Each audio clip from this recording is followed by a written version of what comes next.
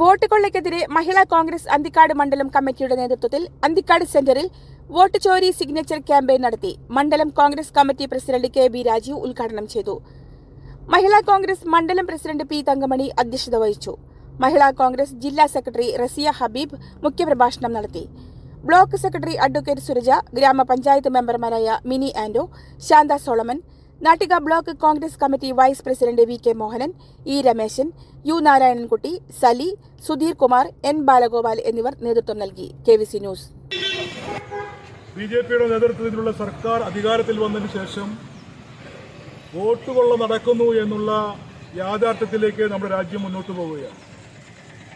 കഴിഞ്ഞ പൊതു തെരഞ്ഞെടുപ്പുകൾ നമ്മൾ പരിശോധിക്കുമ്പോൾ നമ്മുടെ രാജ്യത്ത് നടന്ന തെരഞ്ഞെടുപ്പുകൾ എത്രമാത്രം നീതിപൂർവമായിരുന്നു എന്ന് സംശയിക്കുന്ന രീതിയിലുള്ള സാഹചര്യങ്ങൾ നമ്മുടെ രാജ്യത്തുണ്ടായിട്ടുണ്ട്. അത് മഹാരാഷ്ട്രയിൽ നടന്ന നിയമസഭാ തെരഞ്ഞെടുപ്പായാലും കർണാടകയിൽ നടന്ന തെരഞ്ഞെടുപ്പായാലും കഴിഞ്ഞ പാർലമെന്റ് തെരഞ്ഞെടുപ്പിൽ നരേന്ദ്രമോദി മത്സരിച്ച വാരണസിയിൽ പോലും ഇതുപോലെയുള്ള വലിയ വോട്ടുകൊള്ളകൾ നടന്നു എന്ന് കഴിഞ്ഞ കുറേ നാളുകളായി നമ്മൾ മനസ്സിലാക്കിക്കൊണ്ടിരിക്കുകയാണ്.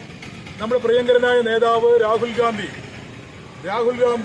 BJP നടത്തുന്ന BJPയും തെരഞ്ഞെടുപ്പ് കമ്മീഷനും ഒത്തുചേർന്നുകൊണ്ട് നടത്തുന്ന ഈ വോട്ടുകൊള്ളയ്ക്കെതിരെയുള്ള വലിയ പോരാട്ടം കഴിഞ്ഞ കുറേ നാളുകളായി ആരംഭിച്ചിരുന്നു. അത് കൃത്യമായി മനസ്സിലാക്കുകയും അതിനുവേണ്ടി വളരെ ഗവേഷണം നടത്തിക്കൊണ്ട് നമ്മുടെ നേതാക്കന്മാർ, നമ്മുടെ ഇന്ത്യൻ നാഷണൽ കോൺഗ്രസ് എന്ന് പറയുന്ന മഹത്തായ പ്രസ്ഥാനം ഈ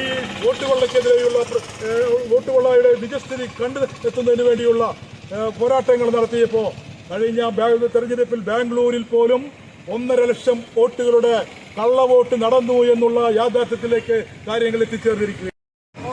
കള്ളവോട്ട് ചേർത്തലും കള്ളവോട്ട് ചെയ്യലും അതിനനുബന്ധിച്ച് നമ്മുടെ രാഹുൽ ഗാന്ധിയാണ് അത് ആദ്യമായി കണ്ടുപിടിച്ചതും അതിനെക്കുറിച്ച് സംസാരിച്ചതും. പിന്നെ ഡെയിലി നമുക്ക് കള്ളവോട്ടിനെ കുറിച്ച് അറിയാൻ കഴിഞ്ഞുകൊണ്ടിരിക്കുക തന്നെയാണ്. ആ കള്ളവോട്ട്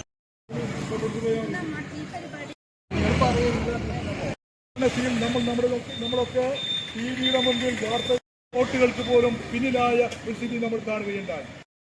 വോട്ടിന്റെ നില നമുക്കറിയാൻ കഴിയാതെ മണിക്കൂറുകൾ കഴിഞ്ഞിട്ടതിന് ശേഷമാണ് വാരണാസി